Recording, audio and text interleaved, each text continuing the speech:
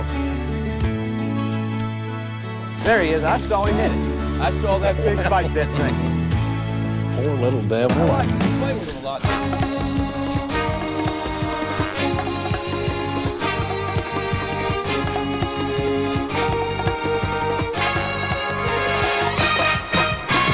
Perhaps more than any other angler on the Bassmaster Tournament Trail, Kito Hebden is a product of the outdoors. He was born next to it and raised in it for most of his life.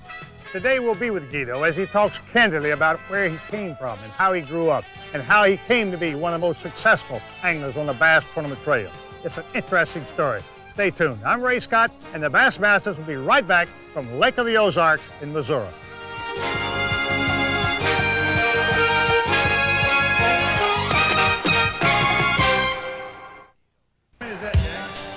Kito Hebden is one of the most successful anglers on the BASS tournament circuit. He's the 1990 Angler of the Year. He won the 1988 Bassmasters Classic World Championship, is in the money in 70% of the tournaments he fishes, and has earned more than $250,000 on the Bassmaster Tournament Trail. Kito is a good fisherman, an excellent angler, but at the root of his success is his training as a hunter and trapper, as an observer of the out-of-doors, schooled by his father and his father's father in the ways of the wild. Whether his quarry is rabbits or deer or fox or bass, he's first a hunter because he has the instincts of a hunter. Today we're with Kito and Chuck Roberts of the Bassmasters television staff on Kito's home waters, Missouri's Lake of the Ozarks. The time is late fall and a cold front is coming through. Light rain, cold temperatures, and wind. Tough fishing. How long have you been fishing this lake? Well, I've lived within 10 miles of where I live right now, you know, all my life. I was born and raised at Washburn Point, and basically that's just over the hill from where we live now. And I fished it all my life. I probably fish it less now than I ever have just because we travel the circuit. And Your dad guided here, didn't he, before the lake was ever here? oh yeah, he fished on the Osage River, and my grandpa, all three of my brothers. We've virtually made our living off the lake and the land all my life. I started guiding whenever I was 13 years old. And 13. yeah. We were, you know, we never done without anything. It was you know, the Hebden family, they always kind of provided, and we lived off the land. I mean, that's actually how we done it. You hear all these stories about Deer how and squirrels and fish. Lake of the Ozarks is a river lake, long, narrow, and winding. While its points and small coves hold bass, Kito Hebden's favorite pattern here, as well as at many other impoundments, is boat docks, but the right ones. Right there in that corner, wasn't it? It's one of those 15-inch keepers, isn't it? Now, Guy, will they stay in these docks almost all year? Oh yeah, they're just a certain amount of docks. What it actually takes to make it right is a dock that's got about 3 or 4 foot of water, even at the out end of it, you know, and that way it tapers on back to the Brings them out maybe to the a edge. foot or so, you know, and there could be a dozen fish on that dock right there, and you know, we're just catching. This cold front has got them shut down. I mean, really, really bad. Kito Hebden sees things most anglers overlook. A fox standing motionless in the shadows, or a buck deer blending into the irregular antler-shaped branches of a tree. And he sees bass, like this one he bird dogs for Chuck Roberts. That is a big fish.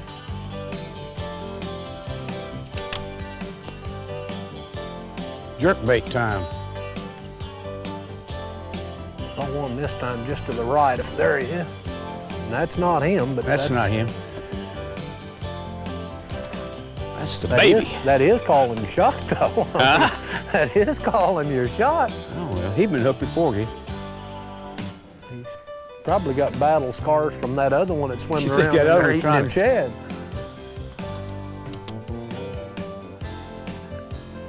Docks again. Each has its own personality, but all do not hold bass.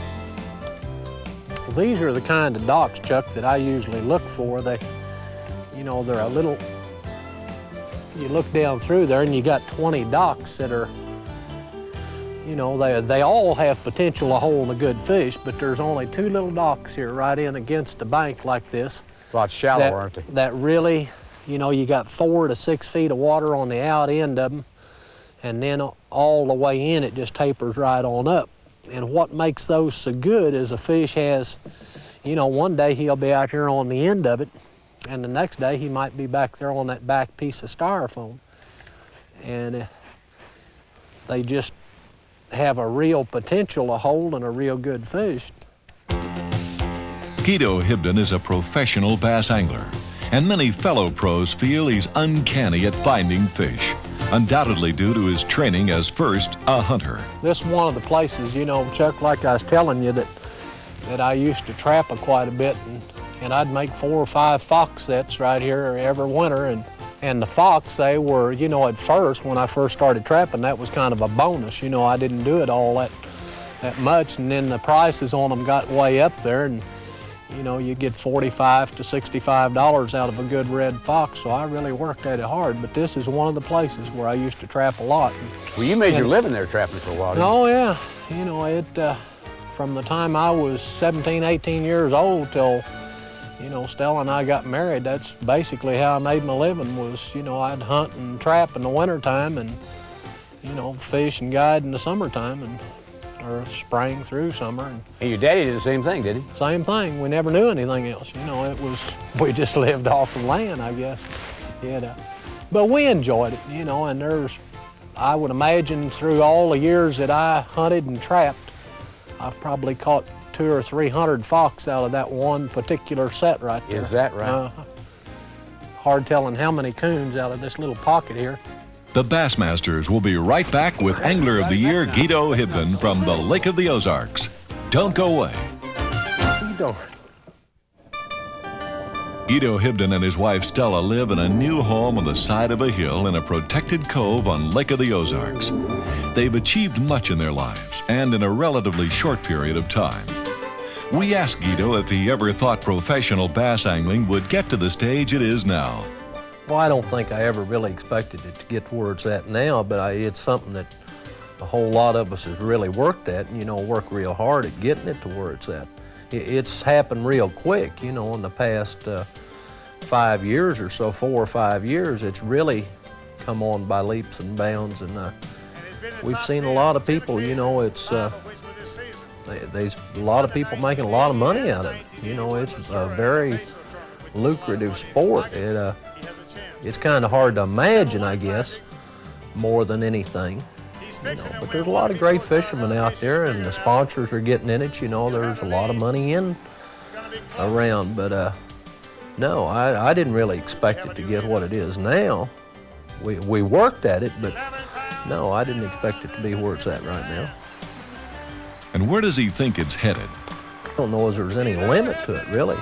You know, the tournaments, they pay more money anymore, and you know, we're fishing more tournaments now, and I definitely like the top 100 tournaments, or the Pro-Ams, however you want to call them, and I think that's where it's going. Cold front bass are tough, but they can be caught. Oh, yeah. Kentucky. You know, this time of the year is on a front like Pretty this fish. tough, and Well, it's definitely slows them down. You know, it doesn't, I think these lakes up here are less affected than a lot of places, but still they're affected. You just have to slow down. You know, you can still get the bites, but you're gonna have to slow down to get them. For every cast that you make on you know, if you make a half a dozen casts to a spot on a good day or around the dock, you probably need to make a dozen on when it gets like this. get them going. And once again, Kito guides Chuck to a bass. God, get him. Almighty, get him, Chuck. Where was he? Right There's here? a 5-pounder. Right there? Yeah. I don't have. You mean this one? Chuck, you caught the wrong fish. I know it. That wasn't the one that bit you. I got you excited, though. Huh? Another little spotted Long about bass. this time of day, you start putting the big eye on them. Have you noticed that? It's kind of fun. When you miss them, you can call them any size you want. Hey, you know, I've lost very few under 5, you know? Very few. And in this sport, a good hook set is the rule, most times. There he is. I saw him hit it. I saw that fish bite that thing. Poor little devil. I like you play with them a lot, don't you, Well, Gee, huh? I didn't really mean to. I saw that thing come out there and grab it. The next thing I knew, it was coming by my head.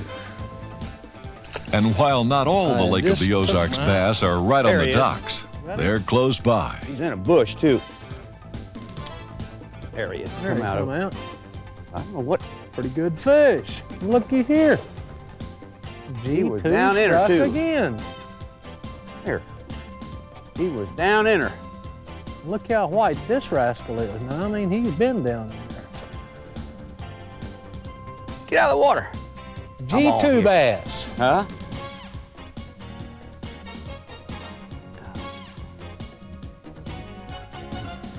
Well, that's a nice fish, Chuck. That's Lake of the Ozark keeper, isn't he? Nice. They get that red on them. The water starts getting colder, don't Yeah. they? The Bassmasters will Now be that right fish is back in with what? Kito Hebden A foot from of the water? Lake of the Ozarks. Just down Stay underneath that tuned. styrofoam there. About a foot of water. Dad always said that someday you would see this lake be a big playground, and he was right. Exactly right. But that's actually helped fishing too. I mean, it's, you know, Truman has definitely took the pressure off of the Lake of the Ozarks a lot. It's not nearly as, Heavily fished anymore. well, I thought at one point in time, you know, Lake of the Ozarks they was gonna fish it out, you know, Really? which I don't guess you could. Get him. There he is. Good one. Pretty nice fish. Well, you find, now get him in the boat one time. There you got one. You finally caught one. Kentucky.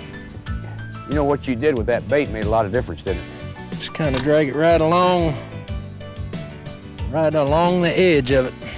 But when you altered that bait, Shorten it up. yep. Show the folks later how to do that. Makes Yeah, a that- difference. Well, I missed about 5 or 6 straight and took about a 3/4 of an inch off of it. Kito Hebden won the first BASS tournament he ever fished in 1980 on the Lake of the Ozarks. And he won the 1981 Missouri Invitational, again here on the Lake of the Ozarks. What about the home lake advantage? Was he worried about fishing away from home when he joined the BASS tournament circuit? Huh? Eat You know, that's everybody's greatest fear, you know, if you don't know how you're going to perform after you leave your home lake, and I didn't either. You know, I knew I was a pretty good fisherman, but you can win 20 tournaments on your home lake, and it doesn't make any difference what tournaments they are, whether it's bass or whose ever tournaments they are. And as long as you win them on your home lake, you haven't proved anything to anybody. I mean, really, it's after you leave your home lake and you kind of get out and you win one or you place good in a few of them or something like that, that's when you kind of prove yourself, you know, and that's when, you know, maybe the sponsors, they start looking at you or whatever, and it was tough, you know, it really was. I kept thinking, my gosh, I don't know whether I want to start all this traveling and getting out on the road and whatever. Gosh, I put many miles on a old Chevrolet truck, you know, running up and down the road. We put 60,000 miles on a Chevrolet dually every year, and it made a big difference. But I was one of the fortunate ones. I adapted good, or fairly good. Well, obviously, Kito adapted better than fairly good.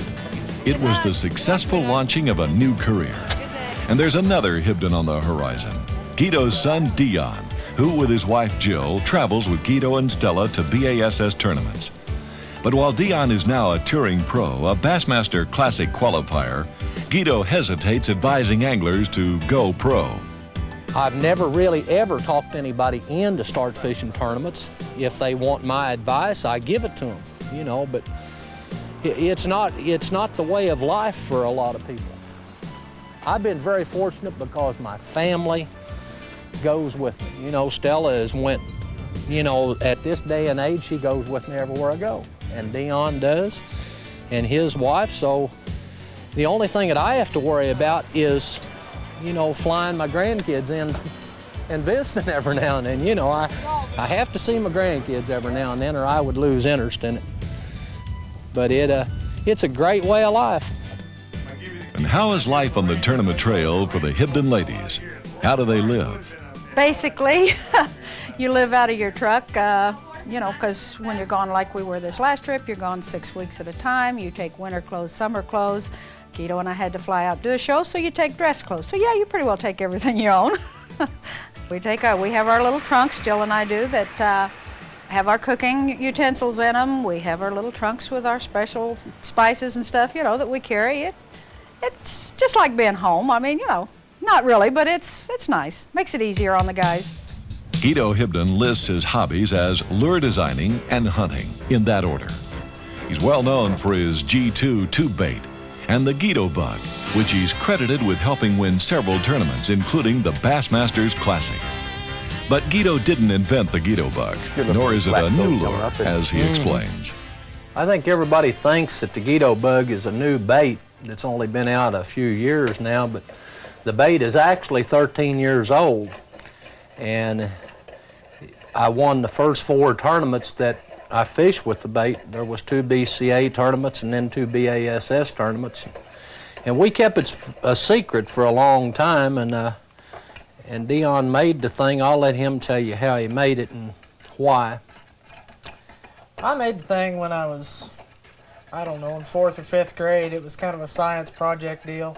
And the reason I made it, you know, it was, you know, a jig is supposed to imitate a crawdad, and I thought, boy, what a better way to do it. So I just stuck me a crawdad in plaster of Paris, and that's how the Kito bug began, and it's caught a few fish since then.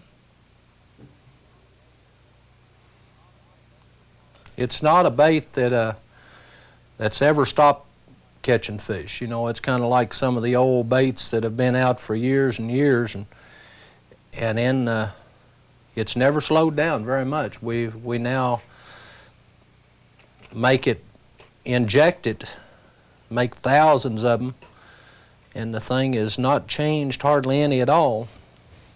That's the old original, and this is what the new one looks like. This is what the old original looked like with live rubber strung through it. The Hebdens, Kito and Dion, compete against the field and each other in BASS tournaments. How do they work together? Or do they? We share everything. You know, I think a lot of people think that where we are competitive at is if we go out to have a good time, or we're practicing or pre-fishing for a tournament, and there's just the 2 of us in the boat, then yeah, we compete pretty hard then. You know, it's a big game. You know, we have a good time though on the boat. But when the tournament starts, you know, we fish as one. You know, we don't, that's silly. You know, we don't keep anything away from one another. I don't think he does.